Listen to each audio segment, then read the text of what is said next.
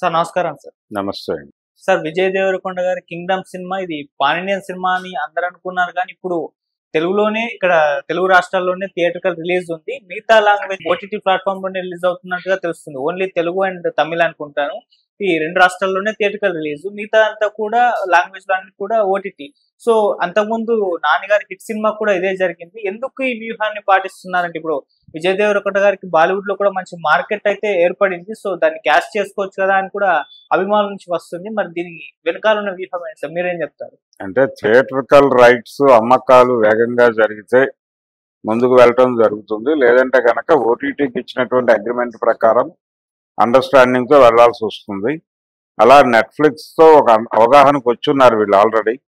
Netflix తో వచ్చినటువంటి అవగాహన మేరకు థియేట్రికల్ రిలీజ్ కి సంబంధించినటువంటి వీళ్ళు అనుకున్నటువంటి రేట్లకి ఈ టైంలో రావటం అనేది కొంచెం జటిలంగా మారటంతో వీళ్ళు ఓటీటీ రిలీజ్కే వెళ్ళారు. నాని విషయంలో కూడా జరిగింది అదే.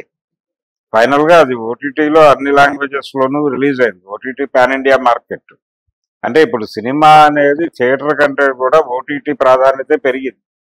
ఓటీటీలో ఎంతవరకు పుష్ చేయగలం, మనం ఎంతమందికి చేర్చగలం సినిమాని అనే దాని మీద సినిమా భవిష్యత్తు ఆధారపడి ఉంది. అందుకని థియేటర్ చరమ దశలో, ఓటీటీ ప్రారంభ దశలో ఉన్నటువంటి టైంలో ప్రతి ఒక్కరి దృష్టి అంటే ఈ కాంట్రాక్ట్ నిలుపుకోవడం ప్రధానం, రిలీజ్ కాదు.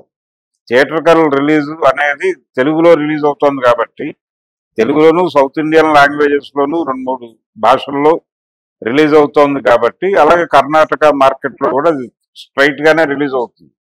తద్వారా ఒక ఇంప్రెషన్ క్రియేట్ అవుతుంది సినిమా మీద. ఆ ఇంప్రెషన్ మీద ఓటీటీలో బిజినెస్ చేస్తారు. అందుకోసం అని చెప్పి అలాగే ఈ వేవ్ లో వీళ్ళు ఎలాగూ శాటిలైట్ కూడా అమ్ముతారు ఇతర భాషల్లోకి. అనేక భాషల్లో శాటిలైట్ హక్కులు కూడా అమ్మే అవకాశం ఉంది. వీటన్నిటి నుంచి జనరేట్ అయ్యేటువంటి డబ్బులు సినిమా బిజినెస్ మీద వచ్చిన డబ్బులుగా చెప్పుకుంటున్నారు. ఇప్పుడు గతంలో కౌంటర్లో నుంచి వచ్చే డబ్బులే, అంటే బుకింగ్ ఓపెన్ చేసిన తర్వాత ప్రేక్షకుడు కౌంటర్లో నుంచి ఇచ్చే ₹2 ₹3 అవే ఆదాయం. దాంట్లో కమిషన్ పోను నిర్మాతకి చేరేటువంటి డబ్బులు. కమిషన్ అంటే థియేటర్కల్ రెంట్లు ఈ గొడవ అంతా పోయి తర్వాత డిస్ట్రిబ్యూటర్ ఇచ్చిన అడ్వాన్స్ ఆయన మినహాయించుకునే డబ్బులు పోగా ఓవర్ఫ్లో ప్రొడ్యూసర్కి వెళ్ళేది పాత రోజుల్లో. ఇప్పుడు అది కాదు పరిస్థితి. సినిమా ప్రారంభించిన క్షణం నుంచే వ్యాపారం కూడా ప్రారంభమవుతోంది.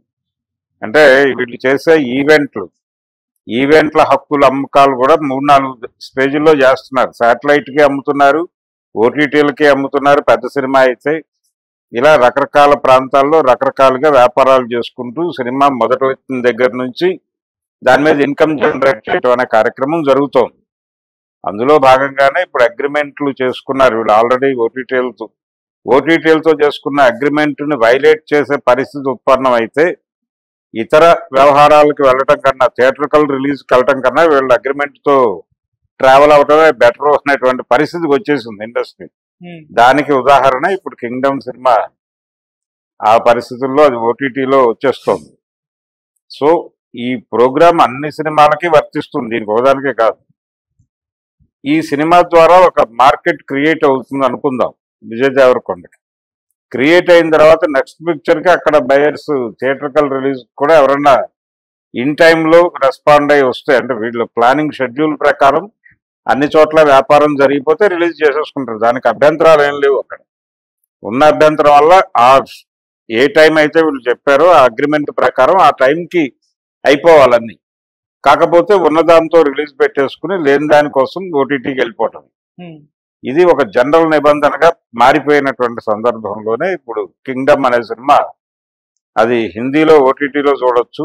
మిగిలిన ప్రాంతాల్లో థియేటర్కల్ రిలీజులు ఉంటాయి. థియేటర్కల్ రిలీజుల్లో థియేటర్లోకి వెళ్ళి సినిమా చూసుకోవచ్చు. అంటే విజయ్ దేవరకొండ గారు గత సినిమాలు పెద్దగా ఆడలేదు. సో దాని ప్రభావం అంటే అలా అని కాదండి. అంటే నిజానికి అర్జున్ రెడ్డి తనతో గనక స్ట్రైట్ గా తీసుంటే బాగుండి ఉండేది. తన మధ్యలో డివియేట్ అయ్యాడు సందీప్. అలా డివియేట్ కాకుండా తనతో చేసుంటే తనకు ఒక మార్కెట్ క్రియేట్ అయ్యేది అక్కడ బాగా. కాకపోతే విజయ్ దేవరకొండ రైట్ గా పెర్ఫార్మ్ చేసిన సినిమా ఇప్పుడు 'లైగర్' అనేది వాళ్ళు చాలా హోప్స్ పెట్టుకున్న సినిమా. అది పెద్దగా పెర్ఫార్మ్ చేయలేదు. అక్కడ చేయకపోవడానికి కారణాలు అనేకం. ఇలా ఆయన అనుకున్నటువంటి రేంజ్ లో అక్కడ రీచ్ కాలేదు. కానీ బాలీవుడ్ మేకర్స్ దృష్టిలో విజయ్ దేవరకొండ ఉన్నాడు. బాలీవుడ్ మేకర్స్ దృష్టిలో ఉన్నాడు. ఆయన స్ట్రైట్ గా ఒక హిందీ సినిమా చేసే ఛాన్స్ కూడా ఉంది త్వరలోనే. కాబట్టి మార్కెట్ రెస్పాండ్ అయింది, అంతా బాగానే ఉంది. బాలీవుడ్ నుంచి ఒక మంచి రెస్పాన్సే ఉంది తనకి. కానీ హిందీ మార్కెట్ నుంచి థియేట్రికల్ రైట్స్ ఆ ఏరియాలో ఇంకా యాక్టివిటీ పెరగలేదు. ఆ యాక్టివిటీ